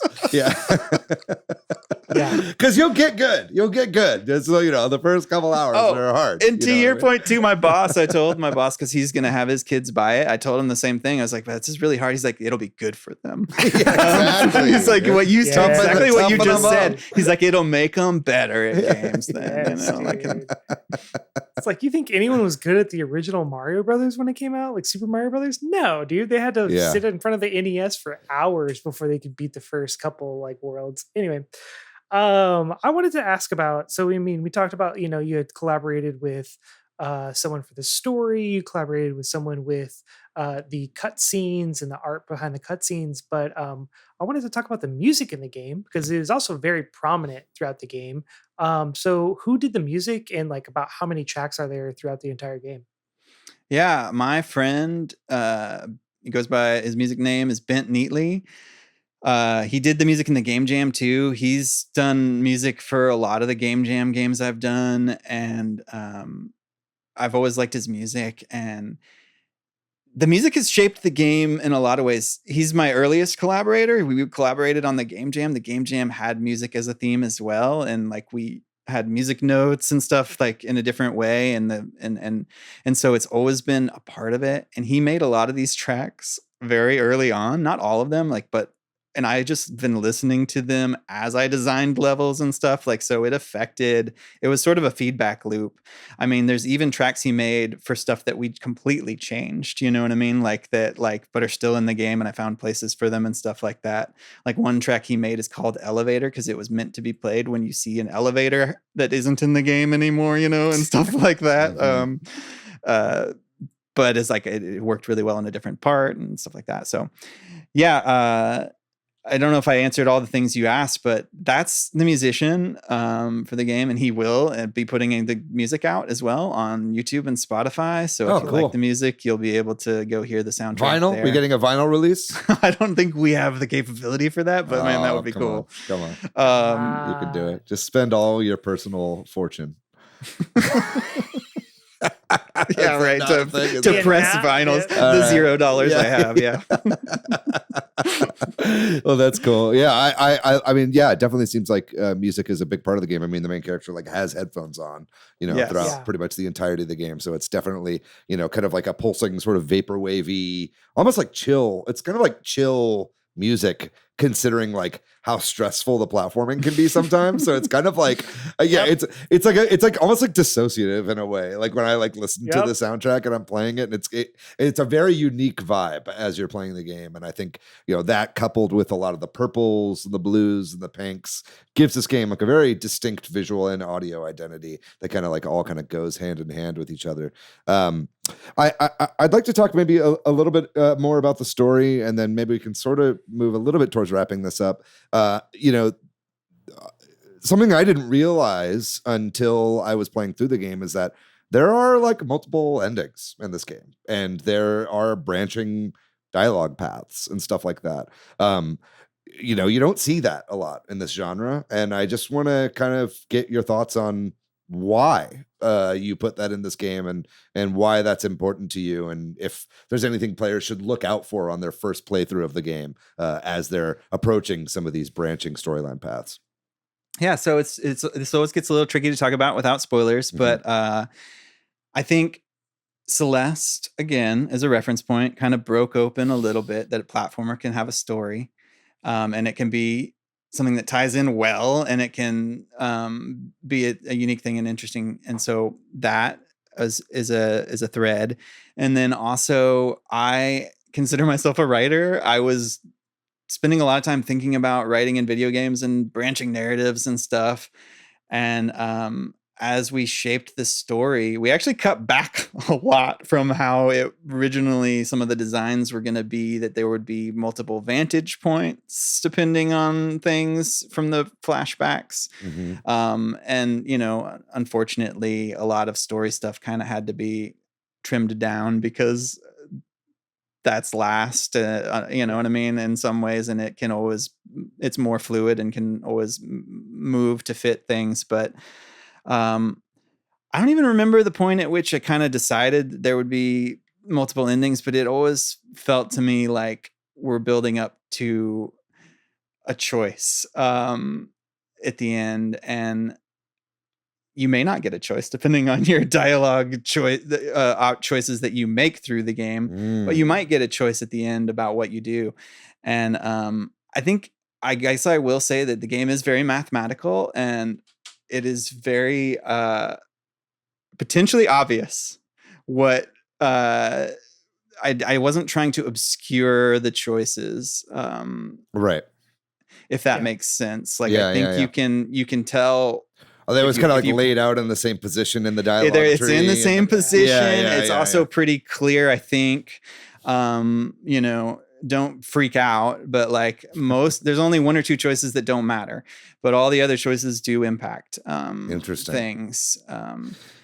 It adds a lot of replayability, I think, to the game. You know, the game is, like I said, it's about a 15 to 17 hour game, depending on, you know, that was my playthrough. I imagine that some people might go a little bit longer if they're not as familiar with platformers.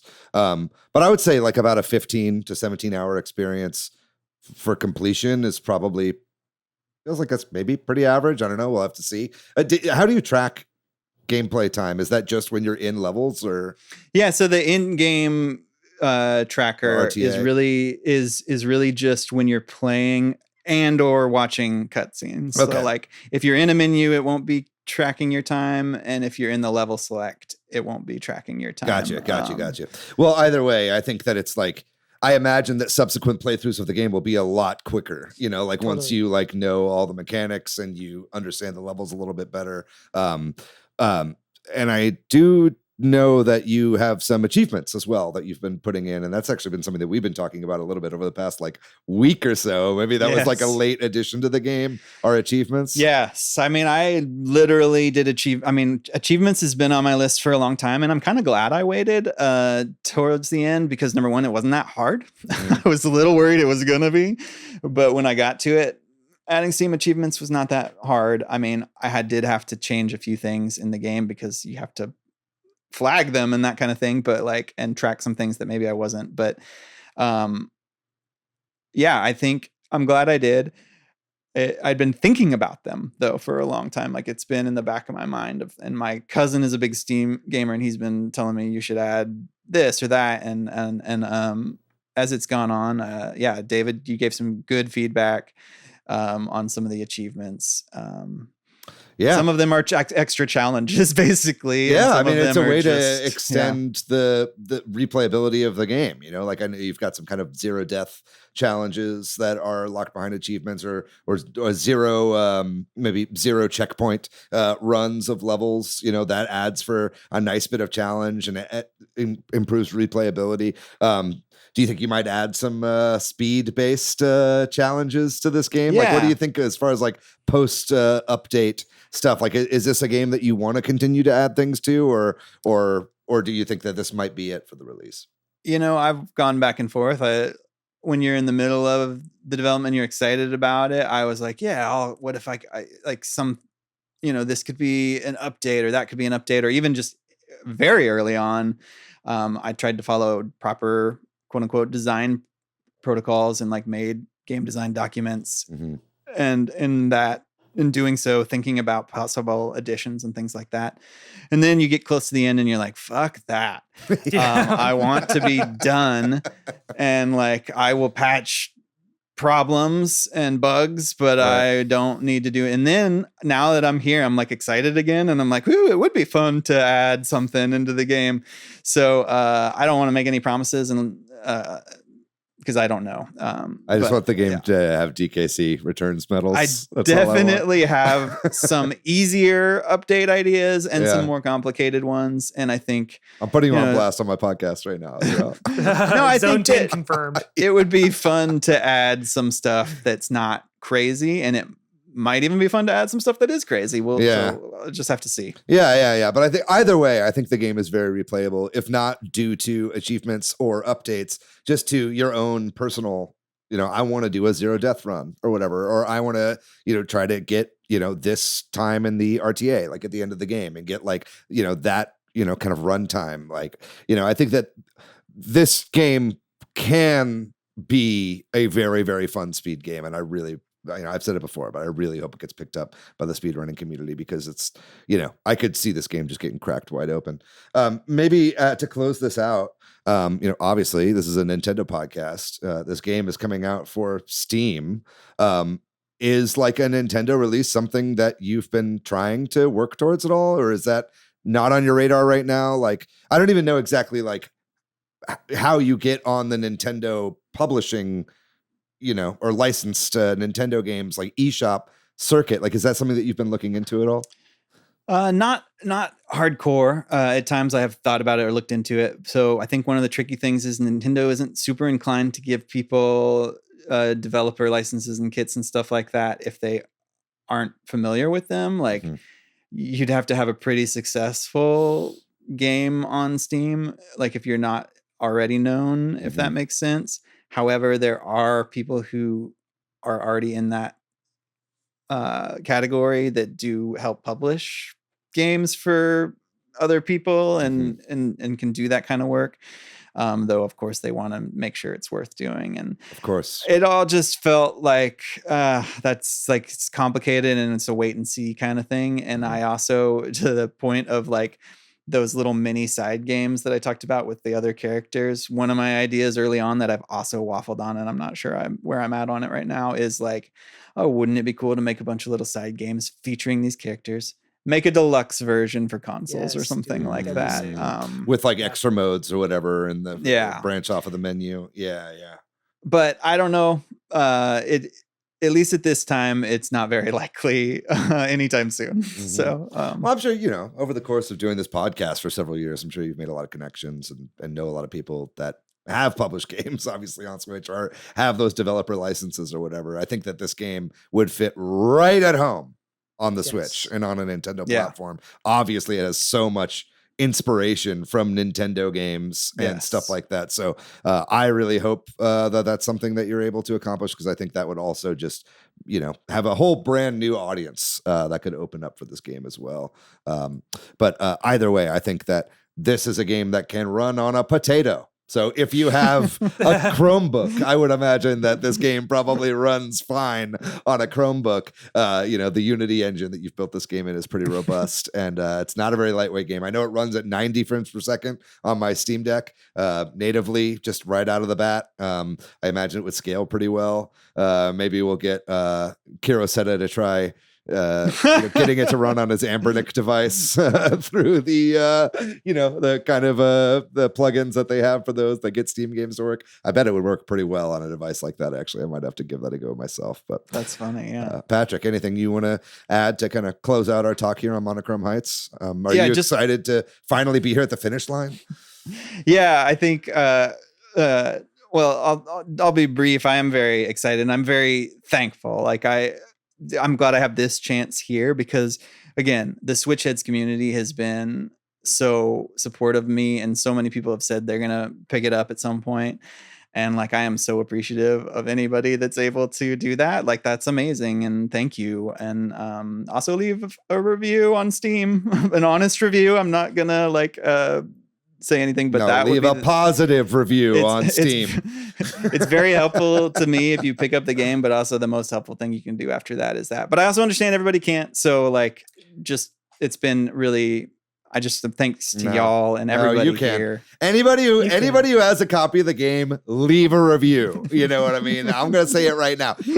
Even if it's like a 5-word review, game good, buy it, please. Okay, it doesn't matter. Like you said, wish lists are so important for games on Steam, and reviews after release are so important for visibility on Steam, right? So definitely that is the call to action from here. Is obviously buy the game, support this game, because it is an incredibly unique and challenging and fun experience.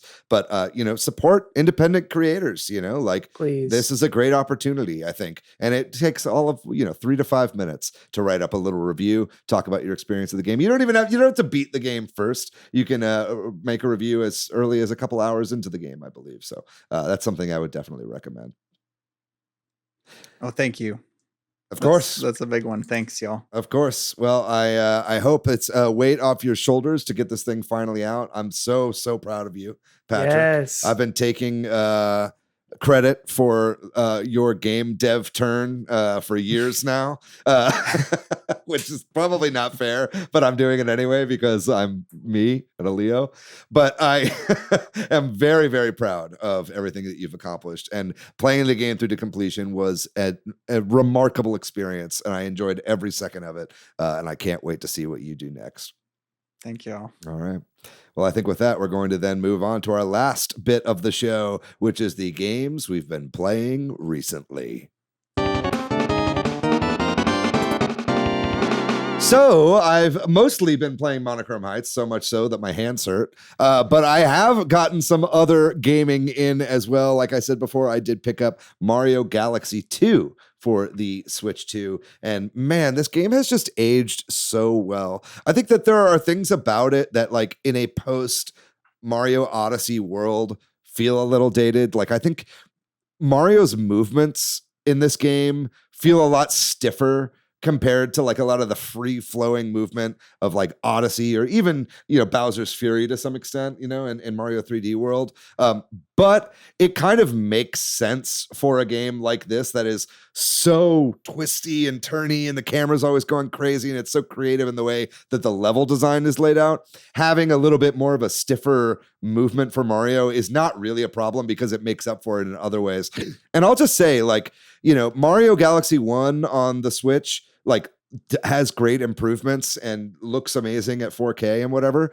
But dude, Mario Galaxy 2 still looks so modern. Like, out of the two of those games, like, that game has aged remarkably well. The graphics are beautiful. The game is thrilling. There's so much content to it. It's level based and not like hub world based. When I go back and try to play Mario Galaxy 1 and the 3D All-Stars collection, like I got 90% of the way through that game or something. So like hunting down all the last little things I need to do is such a chore when you're like having to go to all these different hubs or whatever and talk to Lumas that open up new worlds. It's just a fucking pain in the ass. But it's like Mario Galaxy 2, they're just levels in an overworld and it's just so much easier to like 100% complete it. So that's why that's always been my favorite of the two, and it's why it's the game that I go back to out of both of them more often, just because of the ease of playing it. But really, really enjoying that. If you haven't played either of the Mario Galaxy games, I think $70 for both is a completely fair price.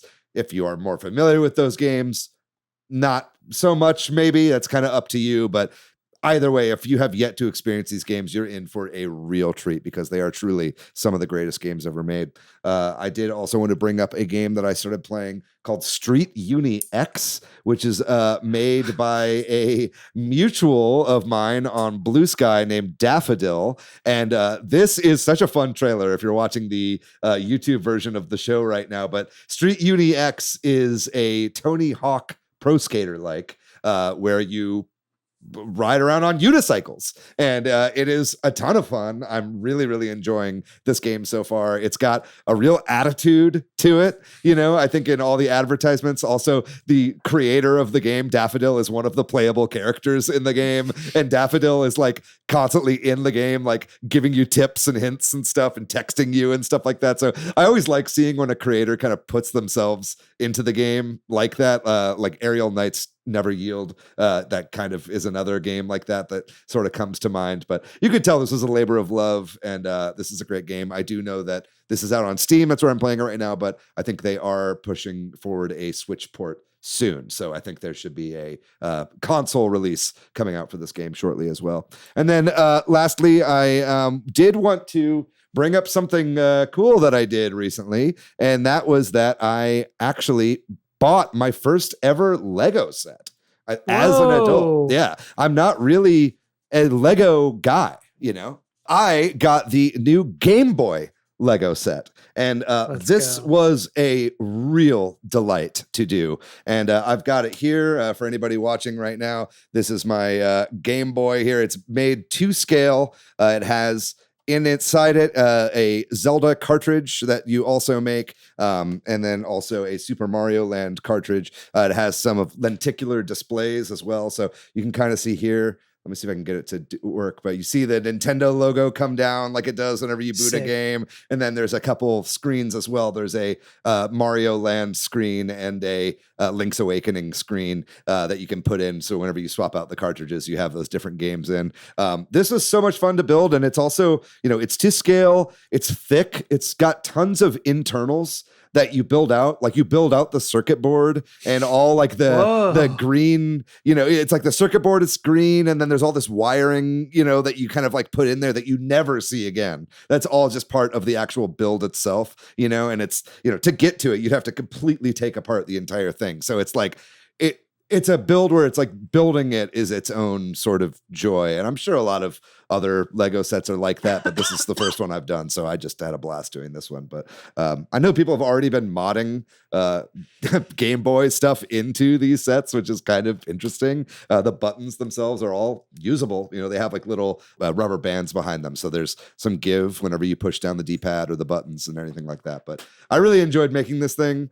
I don't know that I'm going to be a Lego guy, but I think as far as like a beginner set or something for, first time Lego enthusiast, this took me a couple hours to put through, and it was just a really, really fun time. Putting a movie on the TV and working through this, I had a great time. That's what I've been playing recently. What about you, Jordan? What have you been playing? I just wanted to say, shout out to Unicycle. It's really freaking hilarious to me to see you play a unicycle game, knowing that you did a short film about someone who rides a unicycle. I kind of want to share that movie with Daffodil and see if they want to watch it, because I get a kick out of it. I assumed you already had. No, I was laughing on the video. Viewers will see me laughing when David's talking about this movie. I was laughing, thinking about, of course he would play a unicycle game, having directed a short film about someone who rides a unicycle. Like, I don't know. I just think I'm still pretty proud of that. I think that movie aged pretty well. Honestly, it holds up. Honestly, it aged pretty well. But anyway, sorry, that's not what I've been playing. What I've been playing is Silksong, and I've fully hit my. I've gotten fully tilted twice playing it now. I have lost so far probably around 2,500 rosaries. So the first time it was 1,700, and that one hurt. That was where I was like, I needed at least 2 days off from this game, and I stopped playing for 2 days because that was a rough go. And then the last time it was like, I think it was last night, I lost like 600, 700 rosaries, something like that. And it was just like, dude, it's brutal. Especially like, so now without spoiling too much, I am about 17 or 18 hours into the game. I'm in another section of the game. If you have played it, you know what I mean.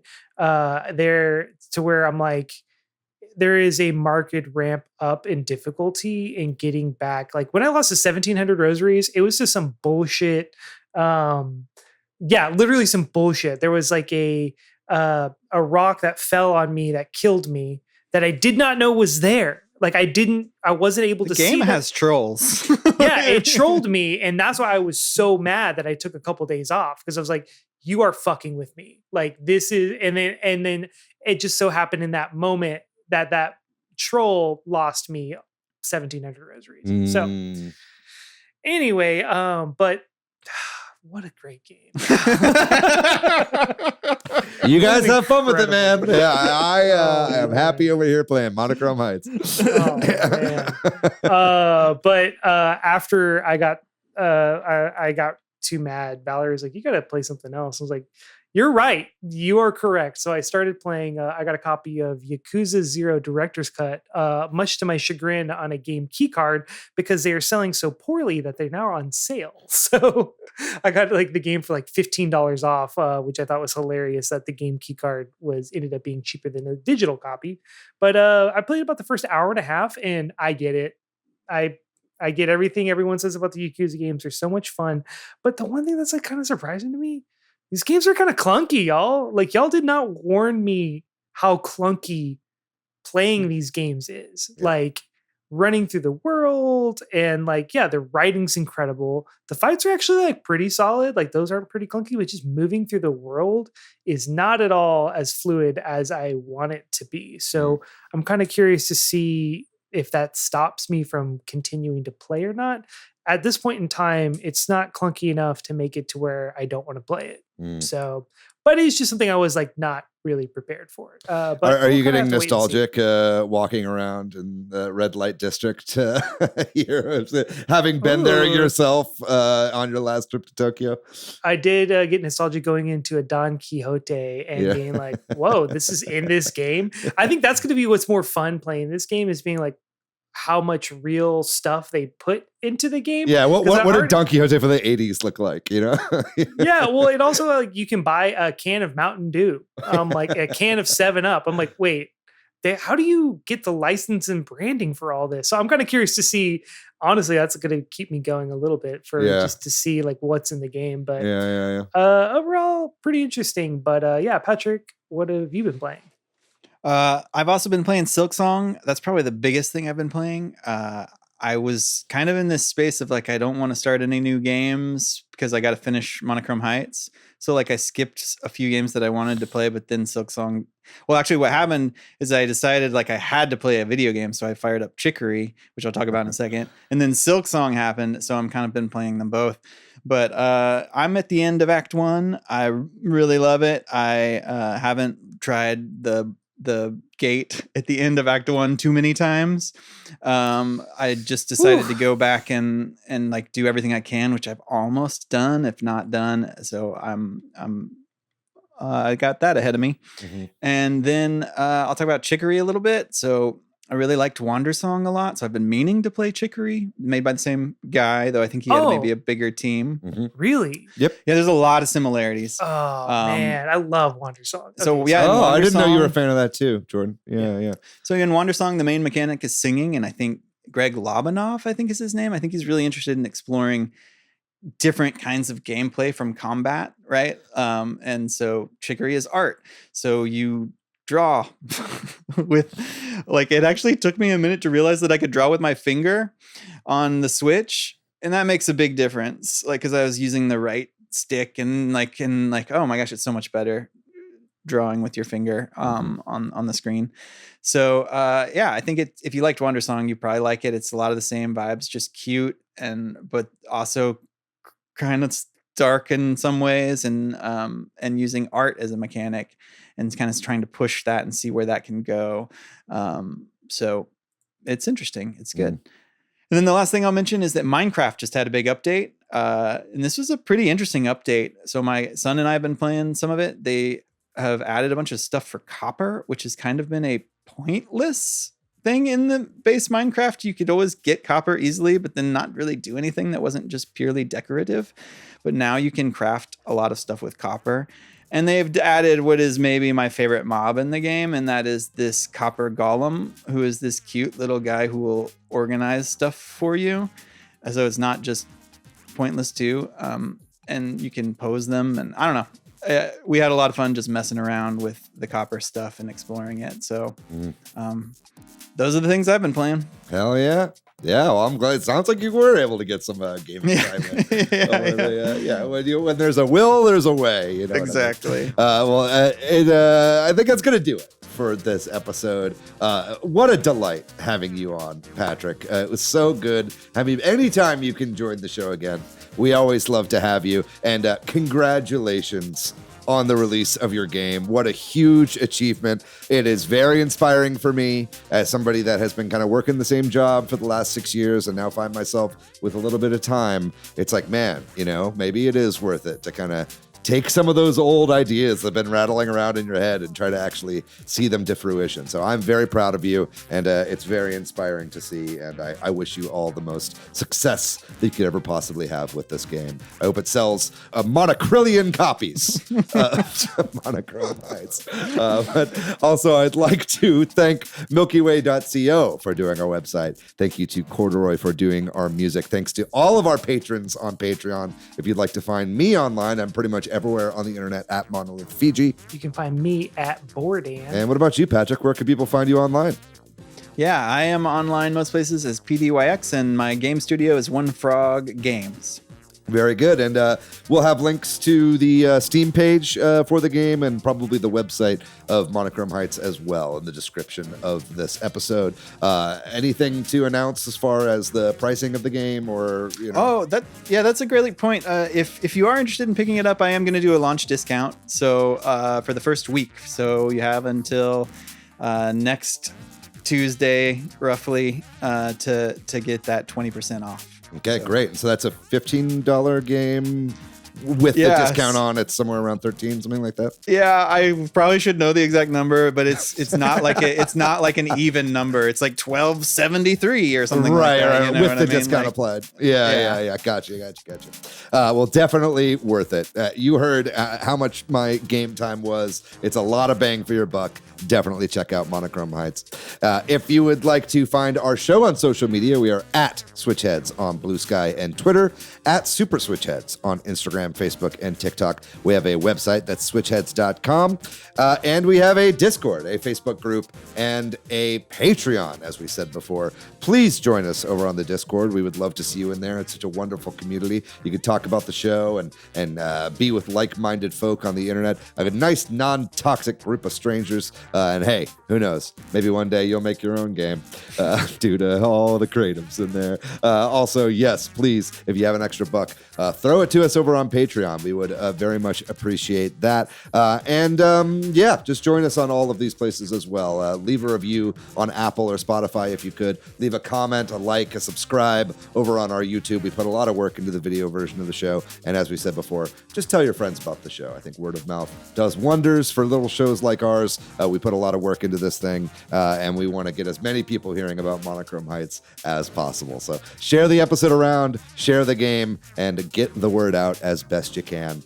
That's going to do it, but we have another great episode for you guys next week. I'm not going to say what the topic is, but it's been a topic I've been wanting to explore for a really long time, and we have a couple very special guests that'll be joining us next week to talk about this very interesting topic, also in the realm of indie game development. So you will not want to miss that one. Do not touch that dial. But in the meantime, gang, you guys know the drill. Be safe out there. Be kind to yourself. Be kind to one another.